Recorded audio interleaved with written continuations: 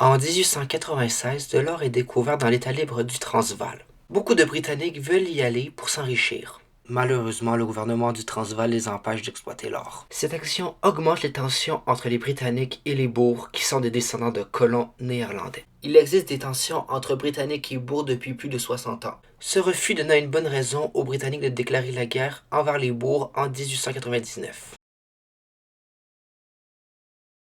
Quelques mois après le début de la guerre, la presse canadienne-anglaise fait énormément d'articles contre les Boers.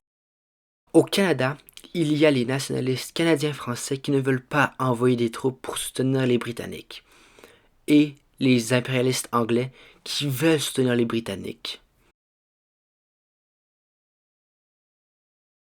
Le premier ministre Wilfrid Laurier fait un compromis pour plaire aux deux camps, c'est-à-dire aux impérialistes et nationalistes. Il envoie plus de 7000 soldats volontaires en Afrique du Sud. Ce sont en grande majorité des impérialistes.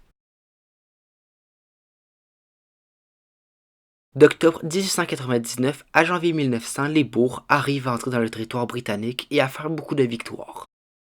La raison de leur succès au début du conflit est le fait qu'ils possèdent un territoire facile à défendre mais dur à attaquer. Par exemple, en décembre 1899, les Britanniques ont attaqué Colenso. À cette bataille, les Britanniques perdent 1139 soldats alors que les Boers en ont perdu seulement 29. Entre février et juin 1900, c'est le début de la deuxième phase. Les Britanniques décident de lancer une contre-offensive en traversant l'État libre d'Orange et en capturant Pretoria, la capitale du Transvaal.